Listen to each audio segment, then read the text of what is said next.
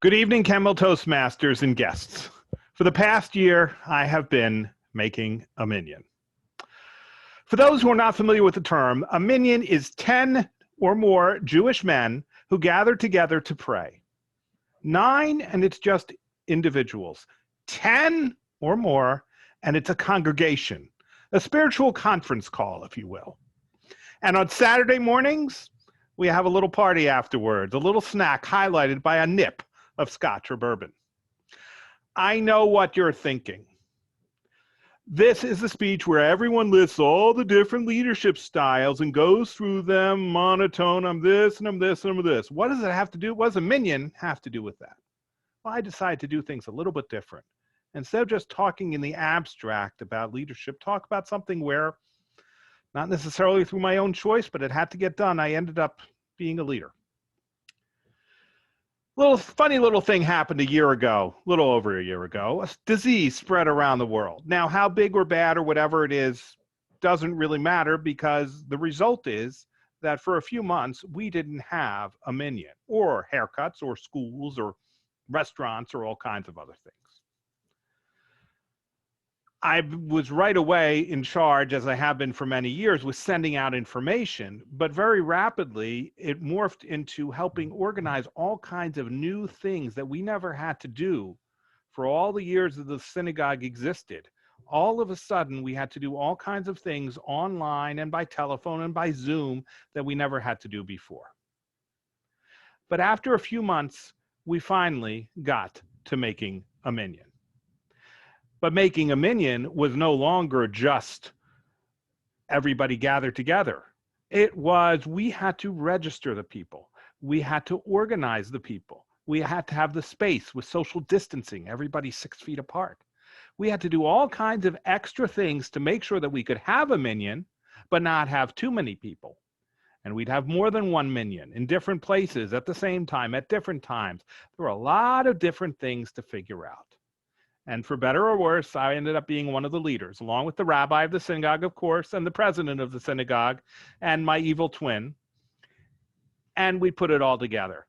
Made it up as we went along, but that's sometimes what leaders have to do. So what kind of a leader am I? Well, I took this little online quiz that Toastmasters has with the Understanding Your Leadership Style project to figure out what am I. And I think it came pretty close to the mark. So we'll go with what it said. Number 1, innovative. Some things about that: vision for the future, pursue excellence, encourage innovative ideas, encourage team creativity, collaborative conversation, and effective at solving complex problems. Well, every one of those things happened here. We were coming up with innovative solutions. We looked at the solutions that were out there for registering people for services, for organizing, and you know what? They weren't quite up to the task. So I leaped in with the agreement of the rabbi and the president and the others, and then my evil twin stepped in and he did a whole lot more programming with it. So until we put together a system. And over time, we were using this, and my brother and I were up every Thursday night for hours going through and organizing and figuring out who's going to be here and who's going to be there, because it's more than just a numbers game. We have to have certain people to run a minyan and certain people to read the Torah at a minyan. And if there are too many people in this one, we have to figure out which ones we can send to another one and which ones we have to say, I'm sorry, not this week, because sometimes a leader has to say no. Bureaucratic is number 2. Rules, absolute decisions, discipline, compliance.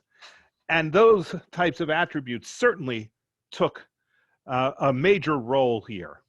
For better or worse, maybe it wasn't necessary, but we did it because that was the rules at the time. We could only have 12 people in a room. We could have 20 people in a room. We could have one person for every 200 square feet, for every 100 square feet, 6 feet apart, 8 feet apart, all kinds of different things. Go in from this entrance and these people stay in on another side and use their own entrance, all kinds of different things. And we had to make sure that the people attending the minyan would follow the rules as much as possible.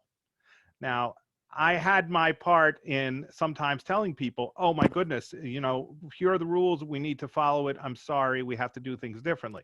Fortunately, the rabbi and the president both offered to be the bad guys, and I did rely on them some on that. But I certainly had that bureaucratic streak. Democratic, consensus decision making, letting others take the lead, participation, collaboration, and communication. Well, this is a project that wasn't so much democratic, but there were a lot of things where the group of us, and sometimes with input from the synagogue staff and from other members, we would work out things. So not everything was always cut and dry that had to be only one way. And so we would work out collaboratively how we could do things in the most useful way to satisfy the most members. And last was authoritative. Long-term planning and end goals, leadership based on experience, direction, standards, and vision. And these things apply somewhat here as well, because out of this, we have learned a lot about how we can make things different. We've learned a lot, and we're still working on it, how to make things different in the future, how we can organize things differently, how we can plan differently. And in fact, this week, finally, Friday, we are going back to no more registration system, no more limits on capacity. And yet we know that the job is not quite done. And as a leader, as one of a group of leaders, I hope to continue to help make a Minyan. Thank you.